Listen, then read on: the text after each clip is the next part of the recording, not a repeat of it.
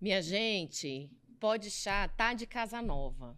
E para dar sorte, o negócio da sorte, para vir com a sorte acoplada à nossa casa nova, aqui da gravação do Pode Chá, eu precisava convidar uma pessoa que, sim, que tem o, o borogodó, entende? Eu tive a sorte de conhecer essa mulher num evento muito maravilhoso e ela me presenteou aceitando esse convite.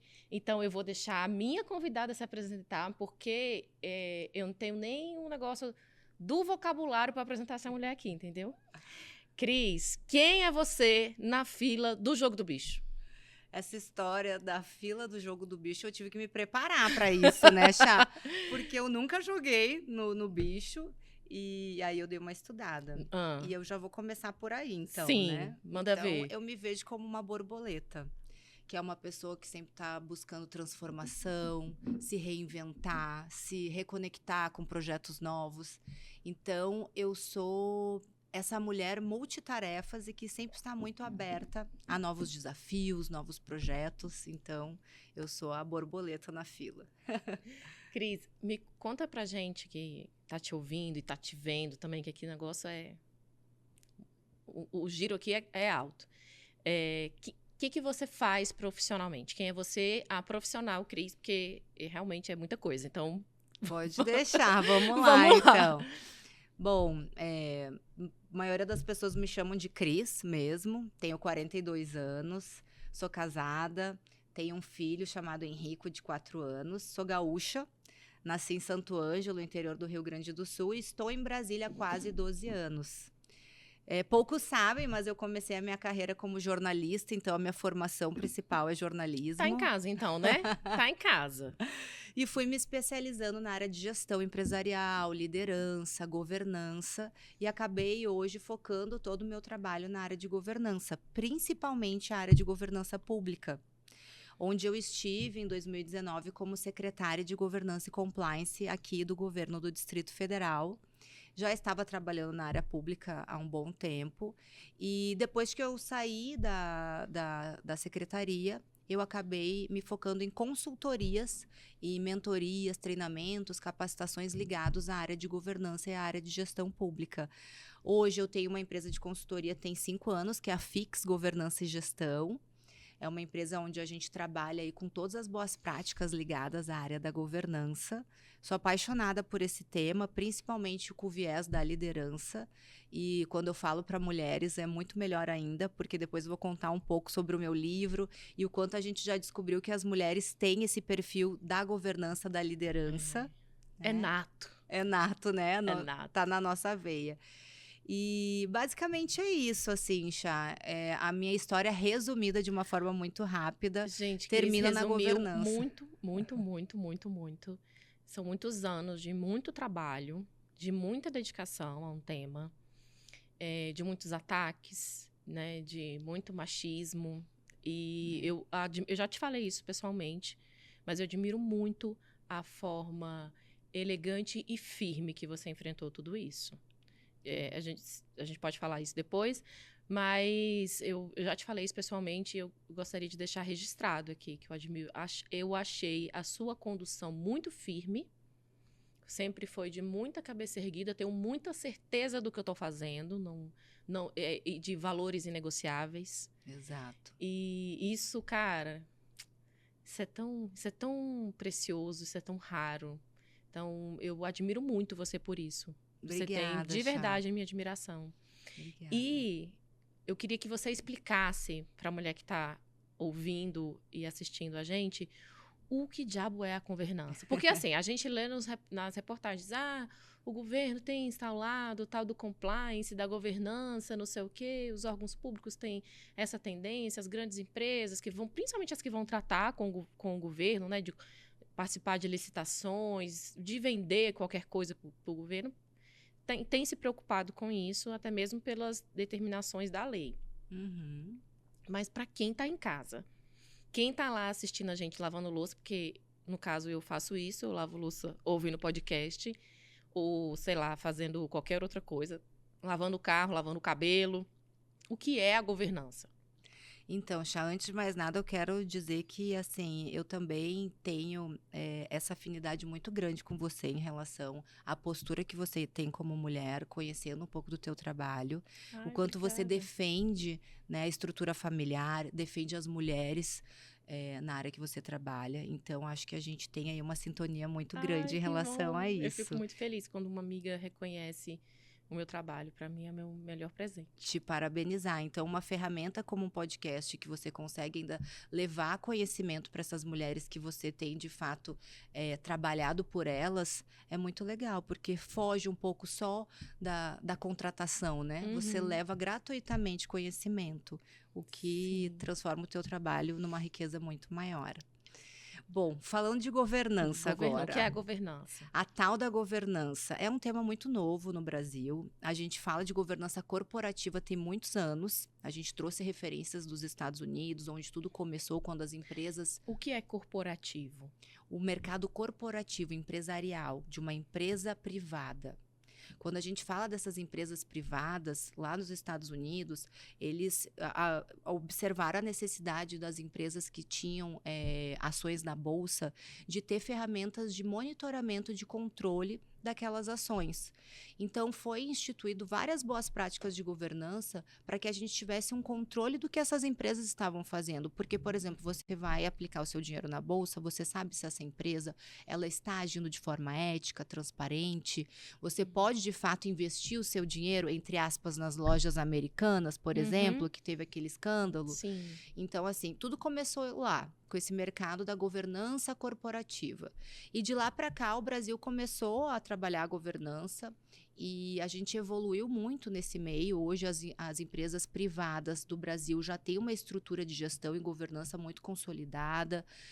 A gente consegue avaliar melhor as empresas que têm um trabalho mais sério, mais correto, não só na bolsa, mas empresas menores também. Uhum. Então, ela traz essa credibilidade com mais facilidade para as pessoas conseguirem enxergar que, por exemplo, eu vou comprar um livro, né? Esse livro aqui, ele foi feito de uma forma correta? Tem trabalho escravo envolvido? As pessoas que trabalharam nessa empresa, por exemplo, são pessoas idôneas que eu posso acreditar, que eu posso estar investindo meu dinheiro nesse produto? Sim. Então, são essas boas práticas que a governança corporativa do mercado privado trouxe. E aí surgiu, né, baseado, inspirado na governança desse mercado, a governança pública, que é a governança focada na administração pública dos ministérios, das secretarias, das prefeituras. Só que essa governança pública ela é muito recente. A gente está engatinhando ainda, aprendendo com a governança De que ano, corporativa. mais ou menos? Assim? A gente tem um marco zero, que é o decreto da política de governança, que foi instituído em 2017 no governo Michel Temer. De uma maneira muito simples, assim, a gente teve ali o governo apoiando via presidência da República que as instituições a nível e âmbito federal, ministérios, governos mais estaduais, locais ainda, numa forma incipiente, começassem a trazer essas boas práticas de uma melhor gestão, mais ética, mais transparência, para a gente confiar mais nesses gestores públicos as boas práticas de governança. E foi partindo daí, no momento que o presidente assina esse decreto, ele pede, convoca essas instituições públicas para começarem a levar essas boas práticas para dentro da sua gestão. E começa a gerar aí uma necessidade, um mercado, para que a gente tenha mais confiança, inclusive em quem nós estamos votando. Porque a verdade é que a gente não sabe. Sim. E é muito interessante você falar isso das empresas privadas, no tocante a usarem trabalho escravos, as condições dos trabalhadores, né? Porque isso, no meu consumo, impacta diretamente. Eu Com não certeza. compro. Eu não compro mais da Zara já há algum tempo. Perfeito. Tem alguns anos já que eu não compro da Zara. Marcas, inclusive, famosas. Agora, não sei se você viu que a Dior foi acusada de pessoas com trabalhos análogos à escravidão, né? Trabalho escravo, né, minha gente? E aí a Dior se manifestou dizendo que aplicou melhorias para que isso fosse feito. Enfim, colocaram lá o pessoal da comunicação para trabalhar, né? Acredito que devem ter implementado alguma coisa, pelo menos para disfarçar, mas não acredito sinceramente que essa é uma preocupação. Então, essa também é uma marca que, para mim, está excluída do meu consumo. E, realmente, isso no meu posicionamento, é muito firme. Existem essas coisas numa empresa, eu não contrato, eu não consumo. E essa deve ser uma preocupação dessas empresas. Mas, sabendo que esse meu humilde pote de chá não é ouvido pelo dono das Americanas, por exemplo, né? Eu quero saber assim, Cris, dentro de empresas menores, Sim. sei lá, pequenos supermercados de bairro, padarias, pequenos negócios, o que essa governança pode trazer de benefício e é possível ser aplicada? Com certeza, é possível. É claro que a gente ainda está tentando fazer com que essa cultura aconteça. A gente não tem esse aculturamento ainda no Brasil de trabalharmos Sim. com governança. Inclusive, a gente acaba, às vezes, confundindo gestão com governança. A governança é a alta administração, ou seja, é o dono da padaria, o dono do supermercado, né? É o empresário ali que conduz, que faz com que as regras do jogo, as regras daquela padaria aconteçam. É ele que muitas vezes dá o direcionamento, ele avalia, ele monitora, ele direciona o trabalho da sua equipe. Então, a governança são os líderes, são quem está, de fato, na estrutura lá de cima de um pequeno negócio, seja ele pequeno ou grande. Então, o que acontece? No dia a dia, por exemplo, dessa padaria, vamos continuar com esse exemplo, a gente precisa que esse proprietário ele tenha ferramentas de controle.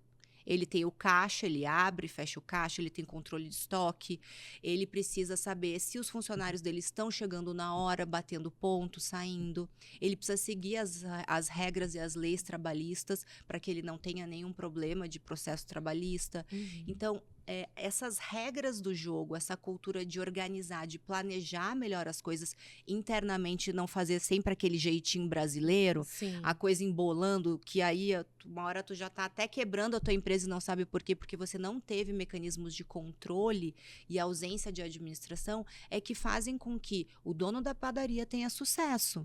Ele pode até usar um caderninho, um diário lá anotando as coisinhas, mas não precisa ter um sistema elaborado, né? Ele pode, com certeza, no final do dia ele vai conseguir entender Cris, a administração. E quem tá ouvindo a gente, assim, que fala, cara, me interessei por isso. Como que eu faço, assim, primeiro passo, e como que essa pessoa chega na sua empresa, por exemplo, que eu sei que a sua empresa faz esse serviço. Sim, sim. Eu tenho aqui um negócio, não é um negócio muito grande, mas eu acho que eu preciso implementar essas boas práticas, que eu não quero ter problemas e também eu quero ser bem lido pelo meu consumidor. Perfeito. A gente tem aí para as empresas pequenas, médias e mais a nível dos nossos pequenos empresários, muitos treinamentos e capacitações gratuitos do Sebrae, inclusive, que nos dão essa noção de como a gente fazer com que a nossa gestão seja mais assertiva, para que traga esse dia a dia mais básico do empreendedor. É claro que se você já tem uma empresa média, de grande porte, o trabalho de uma consultoria ou de uma unidade responsável pela gestão e pela governança vai te ajudar muito, para que você consiga, inclusive no final do ano, apresentar um relatório para o teu contador que as contas batam. Afinal de contas, você vai ter que prestar contas, né, com o teu imposto de renda. Sim. E aí, imagina, se você não fez esse controle ao longo do ano, o quanto isso não vai te gerar de impacto ao final. E sem falar nas empresas que no primeiro ano de gestão, dados do Sebrae, a gente sabe que quebram por ausência de gestão e governança. Né? E a gestão, gente, o que ela tem de diferente da governança? Ah, sim. Eu ia te perguntar isso, esqueci ainda. Isso. Oh, gente, a convidada já traz o conteúdo, ainda a organização mental para poder o conteúdo ser inteligível. Mas, Chá, isso é uma pergunta que dá um pouco de nó na cabeça do pessoal. É importante a gente falar sobre isso. A governança, como eu falei, é a alta administração, é o dono da padaria.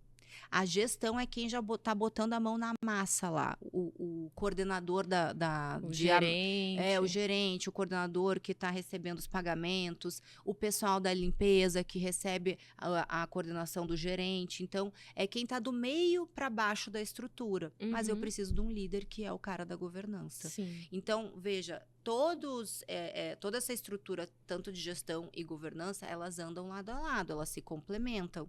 E é muito importante a gente equilibrar os pratos nessas horas. Se o líder, o que é responsável pela governança, ele sai de férias, o gerente tem que entrar e assumir o posto dele para que a padaria não pare. Né? É mais ou menos Deixa eu ver isso. se eu entendi. Vou fazer um paralelo aqui com a gestão do lar, porque Perfeito. A gente entende disso, e não deveria ser assim, mas no momento, nós está trabalhando com a realidade do momento. A governança seria tipo minha avó que mandava na porra toda. Sim. Aí a minha avó falava, as regras do jogo é isso, vai fazer isso para o almoço, vai ser isso, isso e isso. Perfeito. E a gerência era eu e meus primos, minhas tias, que estavam ali operacionalizando o que minha avó mandou. Perfeito. É exatamente isso, numa linguagem bem coloquial para a gente fazer com que as meninas entendam, é isso. E nada mais é que a governança do lar. Provavelmente a sua avó era uma grande líder, né, na área dela. Sim. E a gente não precisa também estar no mercado aí tendo um destaque muito grande. A gente pode ser a governante do lar dentro da nossa realidade, trazendo essas boas práticas, porque a sua avó, ela monitorava, ela planejava, ela avaliava se vocês estavam fazendo certo e Sim. o pau comia, senão... Tinha um feedback bom, assim, gente, um feedback assim, olha, tá bem lavada a louça. Uhum. Ela falava, igual essa cara. Então, assim, Gente, era um o que feedback acontece ótimo. que as vós são todas bravas, a minha é danada, ela tá No com 91 anos e continua brava. A minha avó era uma mulher muito brava, assim, na verdade, minha avó, ela era uma mulher muito à frente do seu tempo. A minha avó, na década de 80, ali, 80, 90, tinha uma escola de cabeleireiro em Taguatinga. E ela dava aula para mulheres travestis gratuitamente. Isso na década de 80 e 90. Que pra frente, gente. A minha avó, ela nasceu, assim, com uns 3 quilômetros de ideia para frente. Ela era essa pessoa para frente. E ela era uma líder nata. Ela organizava até as coisas que aconteciam na rua. Quanto mais as coisas dos vizinhos, amor. Então, ela era essa pessoa, assim, né? Ela Mas era não é muito... por isso que não tem uma neta assim, É, né? Tá o no fruto sangue. não cai longe. Eu penso muito nisso, assim, as minhas duas avós são pessoas muito... Eu percebo na minha prática muito das minhas mais velhas, não só das minhas avós, mas das minhas tias, da minha família, assim, das mulheres da minha família, né? Eu carrego tudo... Todas força, elas comigo, né? carrego. Eu te vejo como uma mulher muito forte. Carrego assim. todas elas comigo. E eu tive muita sorte de ter essas avós tão inteligentes. Minha avó, por parte de mãe, uma mulher paraibana, muito sagaz. Muito sagaz. Assim, dela, conversar com você, dela dá nó em pingo d'água. Muito sagaz. E sabe que é por isso que a gente está engolindo os homens no mercado de trabalho, né? Muito. No empreendedorismo, a gente já passou dos homens. Hoje a gente tem dados do Sebrae, 52 milhões de empreendedores. O Brasil é o 7º país no ranking mundial de empreendedores. E desses 52 milhões, nós somos já 32 milhões de empreendedoras, empresárias, tanto autônomas, a gente já passou dos homens. Mas a gente passou dos homens em tudo quanto é lugar, só não nos espaços de poder. Olha que legal. A gente precisa de Nós mulheres somos a maioria de eleitorado. No meu caso, né, falando de advocacia, nós somos a maioria na advocacia. Nós somos a maioria em quase tudo, menos nos espaços de poder. Por que será, minha gente? Vamos começar a pensar sobre isso? Também acho. E aí, aproveitando essa oportunidade aqui, uma deixa que nem foi proposital, eu queria que você conversasse sobre o observatório. Ah, sim. Conta pra gente do observatório, conta dessa iniciativa muito maneira e como é que ele vai funcionar. É muita coisa do observatório, vamos devagar. O observatório é um projeto fantástico que está sendo executado pelo Instituto Brasileiro de Ciência e Tecnologia, apoiado ao Ministério de Ciência, Inovação e Tecnologia. Foi idealizado pela doutora Ivonice Campos, que é presidente do Conselho da Mulher Empresária, que você a conhece muito bem. Sim, nossa, Ivonice, beijo. Nossa líder aí, Ivonice, a gente se inspira muito em você. E o Observatório do Empreendedorismo Feminino é o primeiro no Brasil. Acredita que a gente não tinha nada parecido? E nós estamos construindo isso para que a gente tenha um local, um ambiente que traga dados, indicadores e informações das mulheres empresárias e empreendedoras. E diante desses indicadores, dessas amostragens, a gente consiga ter melhores políticas públicas, a gente provoque isso na administração para a tomada de decisão mais assertiva. Enquanto a gente não olhar para um dado, uma informação e analisar aquilo e defender, a gente não consegue ter desdobramento. Eu sempre falo isso, que uma lei ou uma política pública, ela tem que saber e conhecer muito bem o destinatário final.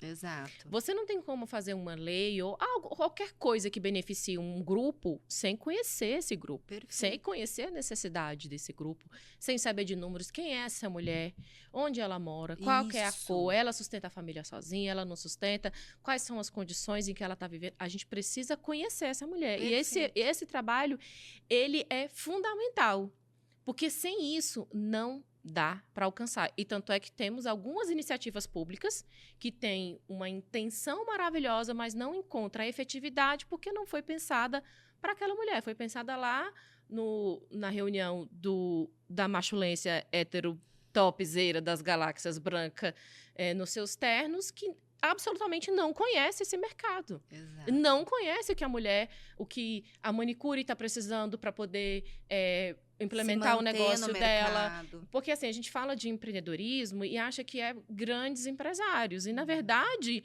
é completamente o contrário. A gente está falando de pessoas que estão no mercado informal tentando sobreviver. Sim. E se a gente não tem esse cenário de que eu preciso ter uma política pública para essa pessoa que não tem as proteções da lei trabalhista sobreviver, porque hoje a realidade que a gente tem é uma mulher empresária que 99, não sei quantos números aí, você me corrige.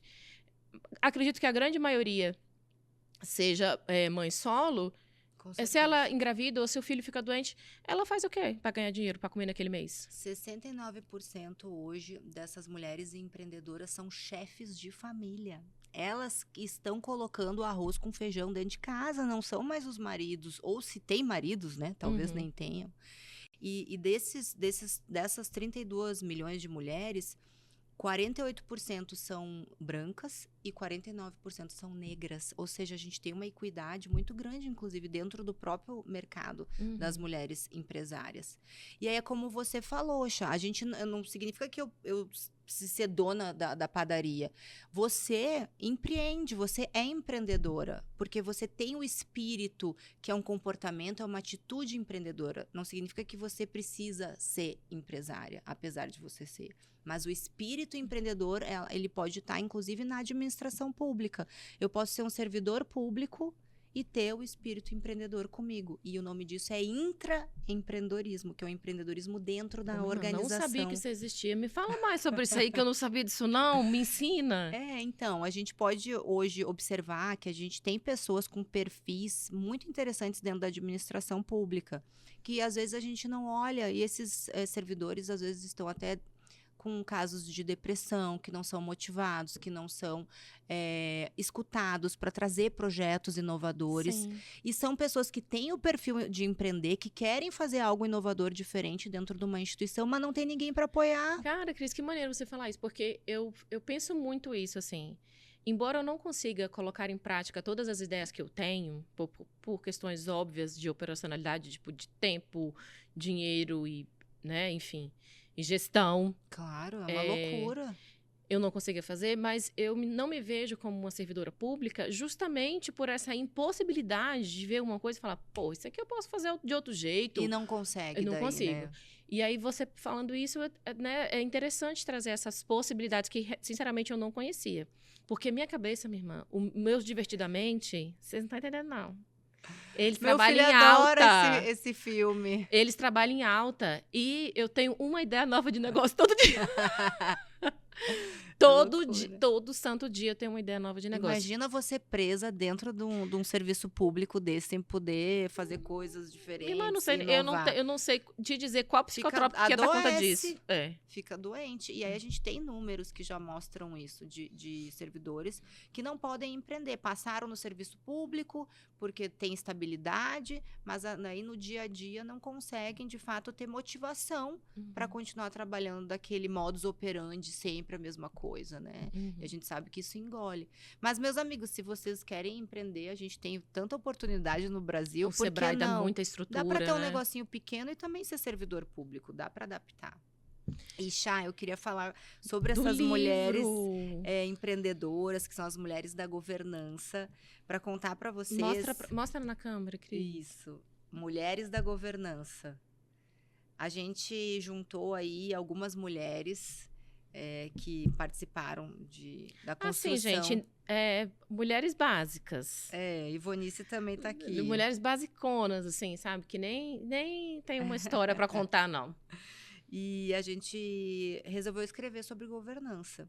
E nesse livro a gente descobriu que a governança é a cara das mulheres. Por quê? Porque a governança ela é muito ampla. Quando eu falo de ferramentas de controle, de monitoramento, eu falo de liderança, eu falo de estratégia, eu falo de controle, que são essas ferramentas que fazem com que a governança do lar, por exemplo, aconteça, né? Se eu vou, por exemplo, planejar uma viagem com a minha família, eu preciso de estratégia, eu preciso de planejamento, eu vou marcar passagem, eu vou fazer cotação de preço, eu vou ver se cai dentro das férias das crianças, então eu tenho uma estratégia definida, eu já sei onde eu vou, né, quando eu volto. Eu preciso ter controle, eu preciso ver se vai bater com as minhas finanças, boas práticas de governança. Eu preciso ter a presença do líder, que é a nossa vó, né, da doutora Chá. Tem que ver que a avó deixa. Tem isso também. Minha avó tinha esse negócio. Natal não vai, não. Vai passar Natal aqui. Isso, não tem podia o ir, calendário furo da avó lá, esqueça. Então, todo um planejamento, isso é governança. E a gente reparou que as mulheres têm muito mais facilidade que os homens para tratar dessa governança do lar, por exemplo, no trabalho, na empresa, onde for. Por quê? Porque nós somos multitarefas. A gente faz várias coisas ao mesmo tempo. Os homens não dão conta. Eles não conseguem fazer mais de uma coisa ao mesmo tempo. E quando a gente fala de liderança que exige essa mulher multitarefa, mulher polvo, né? A gente se encaixa com muito mais facilidade. Cris, eu não sei. Até hoje, eu nunca cheguei a uma conclusão de que essa nossa qualidade é um defeito ou uma qualidade. Você sabia disso? É porque cansa, né? E aí vem ainda que você não esteja ali necessariamente, né, lavando um copo, limpando um chão, não sei o quê, existe a carga mental. E, inclusive, eu tava até eu milito, tu sabe, né, na minha casa, eu falo, querido, por exemplo, eu detesto fazer compras. Aí meu marido vai no mercado. Aí ele fala, faz a lista. Agora eu comecei a falar, tu não mora aqui não? Tu não sabe o que tá faltando na casa? Aí eu milito. Aí agora ele vai sem lista, ou faz a lista dele, sei lá, se vira, não tô nem aí. E, principalmente para mulheres que sempre esteve à frente, trabalhando, fazendo coisas, é difícil a gente abrir mão do controle. Você sente isso também? Muito, muito, muito, muito. Mas o controle é intrínseco à mulher. Vai tirar o controle da tua casa lá com o teu marido. Ele nem ouça. Não vai dar conta, não vai conseguir. É orgânico, é natural. Mas, Cris, como que a gente faz para ter uma carga mental menor e ainda ser essa pessoa? Você entende que é difícil equilibrar isso? Porque a gente precisa delegar para não ter carga mental. E aqui eu não tô falando de trabalho, de corporações. Não, também de aceitar que a pessoa vai fazer do jeito dela e não é do seu. No tempo dela. No tempo dela. Porque a gente briga por isso. Mas aí vem eu não sei se a gente consegue. Aí vem a governança de novo, já pelo menos comigo. Como é que eu faço? Eu sou uma pessoa extremamente planejada. Eu tenho uma agenda, eu anoto as coisas, eu tento distribuir meu tempo. Eu já vejo que tal dia, se eu tenho, por exemplo, aqui a gravação do podcast, eu já sei que se eu não vou dar conta de buscar o meu filho, eu já vou acionar o meu marido, porque é ele que vai ter que buscar e ele vai ter que me ajudar, assim como você aciona o seu para ir no mercado. E se o meu marido não pode, porque ele está em São Paulo essa semana, eu vou ter que arrumar uma outra pessoa. E aí eu vou organizando, fazendo a governança do meu lar para que as coisas fluam. Vai ser corrido, vai ser estressante? Vai. A nossa vida tá uma loucura hoje. Nós, mulheres executivas e que temos que cuidar de casa, do filho, tá uma pressão muito difícil, mas a gente precisa se organizar. E aí, essa condução de avaliar, monitorar e controlar as atividades da tua semana vão te ajudar a não deixar de fazer a unha, não deixar de se depilar, fazer com que você ainda consiga ter um momento com o teu marido, que também é importante, nem né? me fale. E ainda dar atenção pro filho. Então, nada melhor do que a gente se organizar e se planejar. Claro que no sábado a gente vai estar um caco, né? Que não quer nem levantar da isso, cama. assim, eu fico pensando, assim, de verdade, eu nunca cheguei a uma conclusão sobre isso, assim. Eu penso ser uma habilidade incrível, muito maneira da gente conseguir fazer 1 milhão de coisas ao mesmo tempo. Eu tenho muito isso. Mas, ao mesmo tempo, cara, será que a gente...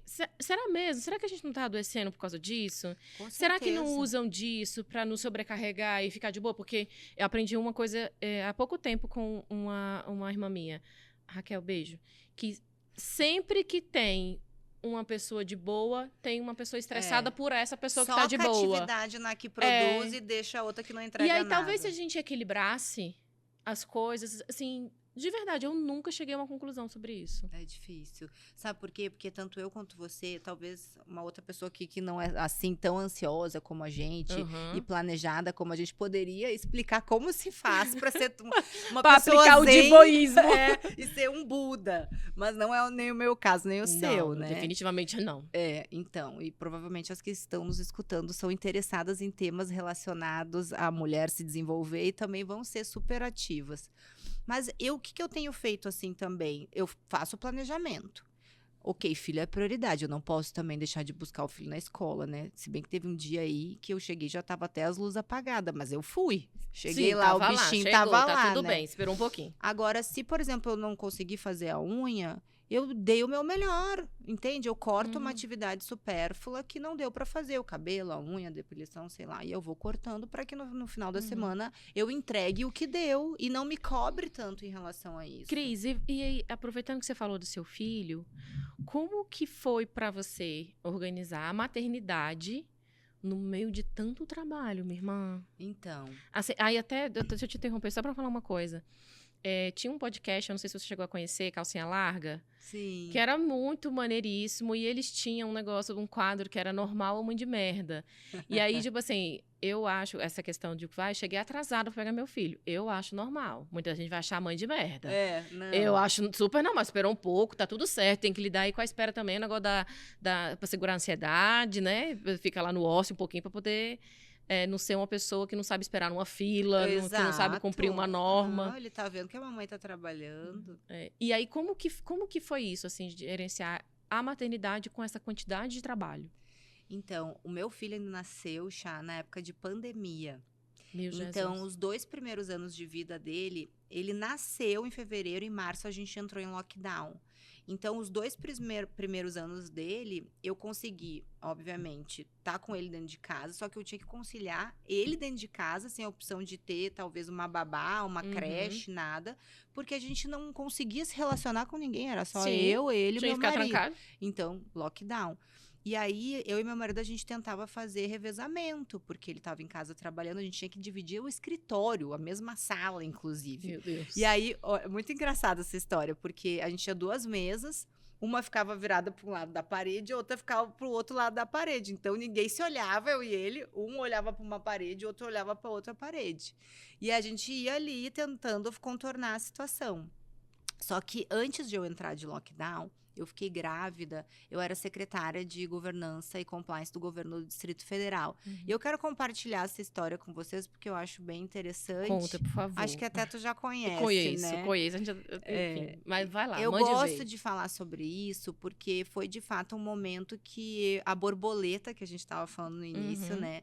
Teve que se reinventar e teve que buscar novos caminhos. Então, o que acontece?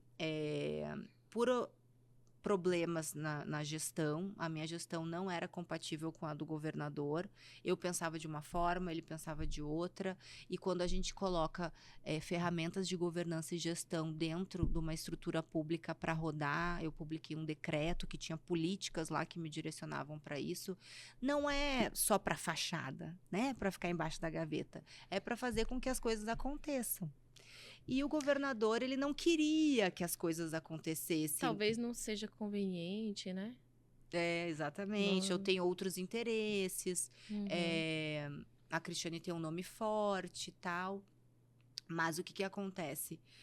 Eu não consegui ceder às exigências do governador. E ele era o governador, eu era a secretária, né? Mas, Cris, isso eu falei no começo. Essa parte da sua história... que eu chamo de não negocio valores. Exatamente. Eu saí de cabeça erguida, eu fui exonerada, e fui exonerada grávida. Eu já estava com 5 meses de gestação do Henrico, e num determinado momento, o meu modus operandi não batia mais com o dele. E aí a gente, de fato, começou a ter problemas, porque a nossa diferença na tomada de decisão, eu queria fazer a coisa conforme estava previsto em decretos, em políticas internas. Já ele não concordava com aquilo. Então, eu não poderia também continuar. E ele me exonerou. Só que ele me exonerou grávida, né? Delícia, né? Assim, tudo certo, né, gente? doutora? Tá tudo bem. Oi? Né, doutora? Então, assim, foi um momento muito difícil para mim, para o meu marido, para minha família, para minha equipe, que eu tinha uma equipe maravilhosa, super competente. Beijos a todos. Todo mundo foi exonerado. Então, assim, foi um momento bem complicado. E aí eu tava grávida. Eu ia arrumar emprego aonde, querida? E eu acho tão engraçado isso, porque é conveniente, e assim, não estou falando especificamente, eu estou falando do mundo da política e não do político. É conveniente para a política ter alguém na sua base de governo, na sua sede, no seu momento de campanha, que fala assim, olha, essa pessoa aqui é uma autoridade em governança, uma autoridade em conformidade, e teremos essa pessoa aqui atuando diretamente, que vai nos ajudar a combater corrupções, desconformidades, taranã, taranã. Mas na hora do vamos ver, não, mas não pode ser assim. Porque se for assim, não é assado. Mas tem que implementar isso. Mas não pode, mas não... E aí... O jeitinho brasileiro. E aí é por isso que a gente vê tantas questões de fraude, corrupção, desvio, crimes de colarinho branco, etc, etc. E eu, tendo um nome já no mercado, respeitado, eu não poderia mais ficar quieta. E eu bati de frente e fui exonerada. E aí, com aqueles 5 meses, com aquele barrigão, eu decidi que eu ia continuar trabalhando pela governança. E aí eu resolvi, junto com meu pai, que é o ministro do TCU, Augusto Nardes, que é um louco pela governança também, assim como eu, a gente desenhou o projeto da Rede Governança Brasil, que é um movimento que foi criado em 2019, então enquanto eu estava gestante, outro filho praticamente, né? Existe até hoje, é uma associação. Eu tenho que falar uma coisa depois que eu terminar aqui, não posso esquecer.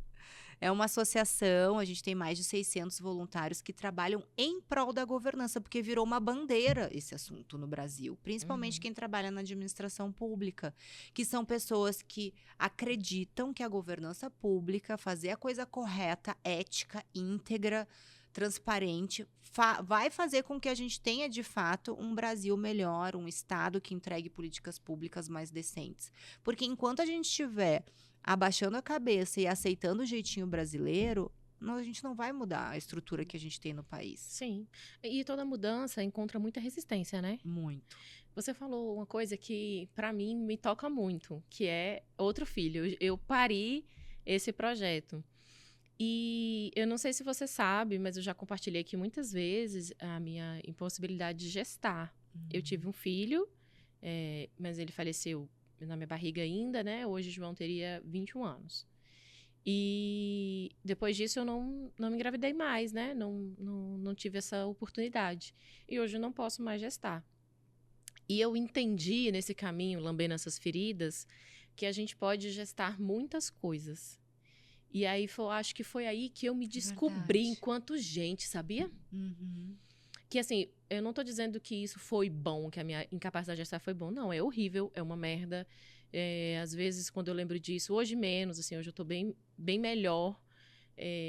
Graças a todo o amor e apoio e carinho e muito trabalho também do meu analista. Oi, Mutá, querido. Tudo bem? Tá de férias, hein? Tá ótimo aqui, tá tudo bem. Tá? Eu só tô tentando fazer com que as pessoas não me irritem nesse momento, porque eu tô sem acompanhamento. O meu terapeuta tá de férias também. Amiga, eu acho isso um absurdo. Eu acho isso um 2 absurdo. semanas. Eu acho um absurdo. Como é que o analista terapeuta da gente entra de férias? E os nossos problemas? E ele virou e falou assim, é porque tem a Copa, eu preciso assistir a Copa, eu adoro a Copa, e vou tirar 2 semanas de férias. Amiga, eu acho isso um absurdo. Doutor Marcelo Nicareta abriu o jogo aqui. E aí você faz o quê, amiga? Você vai contar seus problemas pra quem? Deles que eu posso mandar mensagem em caso de emergência. Eu acho isso um absurdo, tá? Eu quero dizer que é um absurdo e que Mutá tá de férias. O nome do meu analista é Mutá Sanches. Tem um trabalho incrível. Essa pessoa me tirou de um buraco que você não tem ideia. E te apoiou nessa situação. O quê? E assim, ele fala cada coisa engraçada. Assim, ele fala muitas coisas na minha cara, né? E eu Mas acho tem que ser muito assim, passar a engraçado. mão na cabeça não dá, Não, ele não. A coisa que ele faz, meu amor, é não passar a mão na cabeça, né? Eu conto as coisas pra ele. Tá maluca? E acaba já o assunto ali. Tá maluca? Não, né? Assim não, não sei o quê. Cara, ele é muito maravilhoso. E outra coisa, ele me dá vazão às coisas loucas que eu penso. Sério, o meu divertidamente é muito intenso. E Mutar consegue entender como minha cabeça funciona. Entendeu? Ele consegue entender que aqui não é como é normalmente. Não sei explicar, mas enfim. Mutar é uma pessoa sensacional. E aí, com isso, essa história de você aprender que pode gestar muitas coisas, eu aprendi que eu posso gestar várias coisas. Inclusive, o Pode Chá é Com fruto certeza. dessa gestação. Eu tenho vários outros projetos que é fruto dessa gestação, de gerar muitas outras coisas. Eu tenho um mestrado e um doutorado que é fruto dessa gestação. Eu tenho amigas que eu fiz fruto dessa gestação. Então, assim, isso me trouxe muitos filhos. Eu gestei muitas coisas. Gestei muitos pensamentos, gestei muitas ideias. E é muito maneiro você falar isso, assim, eu gestei esse outro filho, cara, me identifiquei tanto. E ele hoje está com 5 anos, que é a Rede Governança Brasil. Já passou pela adolescência dos 2 do anos, bebê, Terrible 2, né? Então já tá firme das pernas já, né? Sim, sim. Inclusive, essa obra é com o apoio dessas mulheres que fazem parte da Rede Governança Brasil. E assim, eu fico bem tocada, Chá, com o teu relato, porque eu também tive a perda de um filho, fiz tratamento para engravidar durante 2 anos, eu já estava, assim, até perdendo as esperanças. Então, eu sei como a gente se sente, a sociedade cobra. E aí, quando vai ter filho? Aquelas perguntas chatas, sabe? Que a gente, como mulher, fica se cobrando Sim. mesmo. Amiga, ao invés de se apoiar. Quando eu escutar... Hoje não. Assim, hoje, de verdade, eu consigo lidar com isso de uma maneira muito diferente. Se isso aqui fosse gravado há 1 ano atrás, talvez eu nem conseguisse falar sobre isso, Sim. de tão fragilizada que eu estava. Mas hoje, quando a pessoa pergunta, e aí, vai ter filho quando? Eu falei, quando a Vara da Infância e da Juventude resolver me presentear aí com a criança que eu tô aqui, eu tô pleiteando. E eu também ouvi uma coisa, essa semana passada, que num filme, numa série, que tá no Netflix, deixa eu lembrar, O Corpo que Gera. Que conta a história de um casal que tentou várias vezes fertilização in vitro, e ela chegou numa situação em que já não era mais recomendado, porque não se pode fazer muitas tentativas. Sim. Muito hormônio, isso. O médico dela na série fala assim, eu nem sei calcular o prejuízo que isso teve na sua saúde. A gente fica doidinha. Irmã, acaba com a cabeça. Você não tá entendendo, não. Quase quer matar o marido. Nossa, assim, você vai no céu e no inferno no mesmo dia, né? E aí, nessa série, ela conversando com o marido, ele fala, você quer uma gravidez ou quer um filho? E eu acho que isso ficou muito confuso na minha cabeça por um tempo. E eu demorei para entender isso. E quando eu ouvi isso semana passada, eu falei, cara, foi isso que eu entendi, que eu queria um filho. Eu quero ser mãe. Não é uma gravidez que eu quero. Perfeito. Mas não é, esse download não é automático, tá, gente? Eu tô pelejando com isso. Aquele bugzinho ali, né? Eu pelejando com isso há muitos anos e à base de muito sofrimento.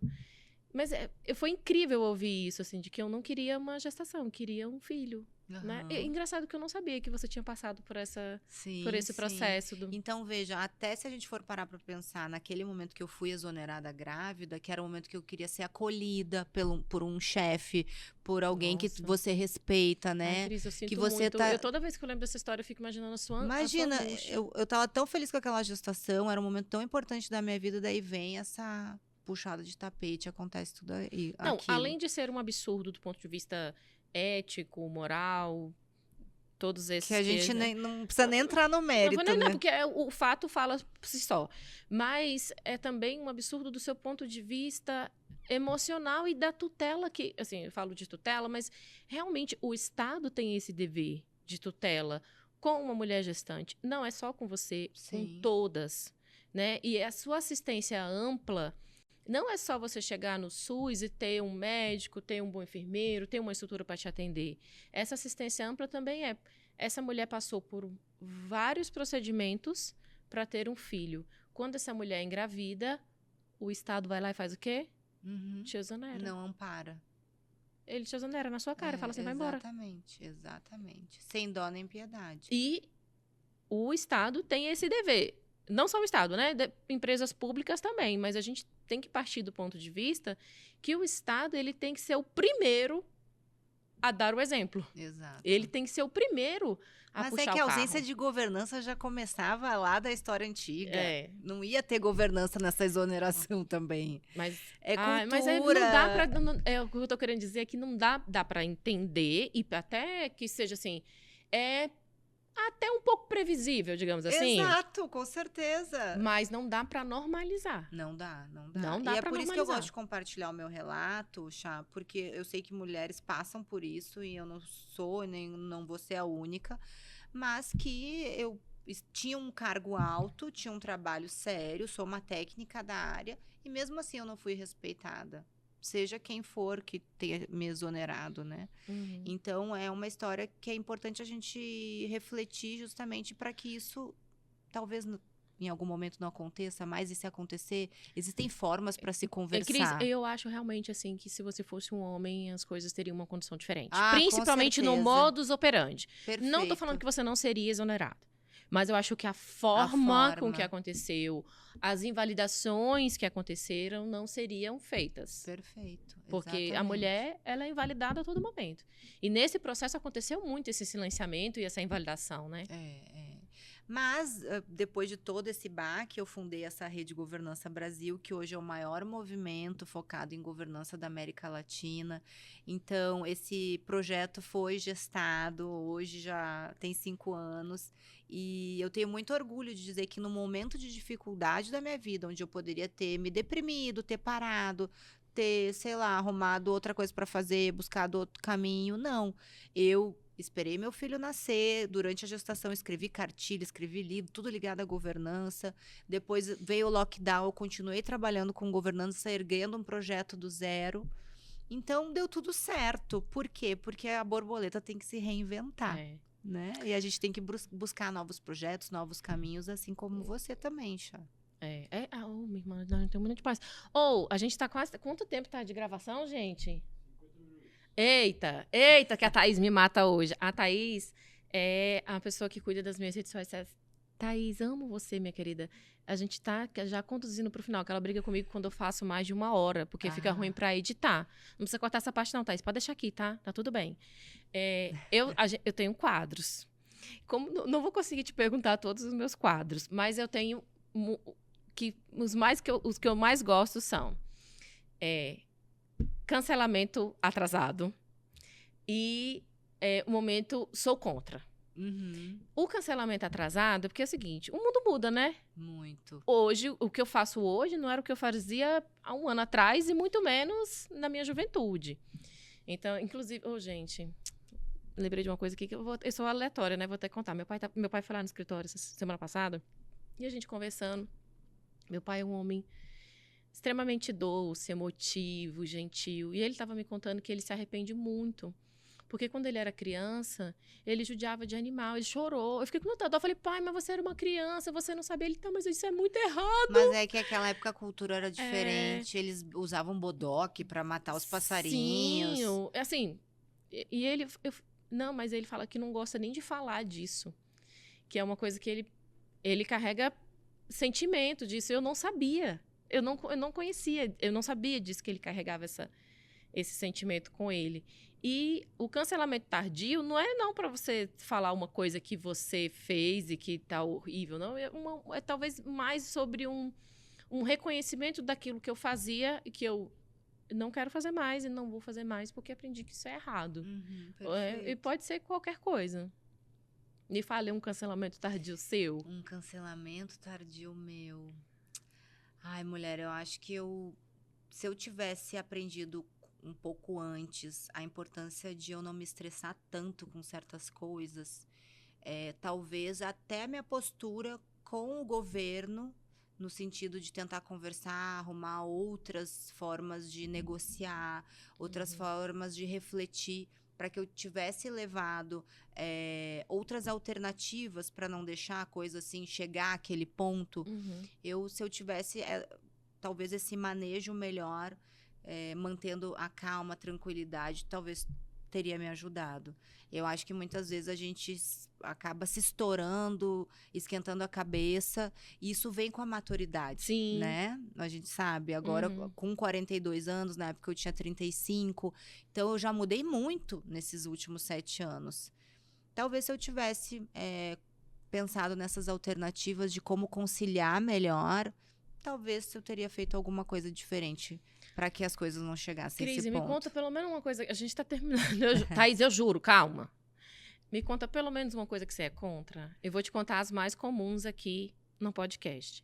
Eu sempre falo que eu sou contra cardápio no QR Code. Eu odeio isso. Eu odeio chegar num lugar e ter um cardápio com QR Code. E eu sou contra abacate com açúcar, porque abacate devia estar escrito no pé do próprio abacate que abacate é salgado.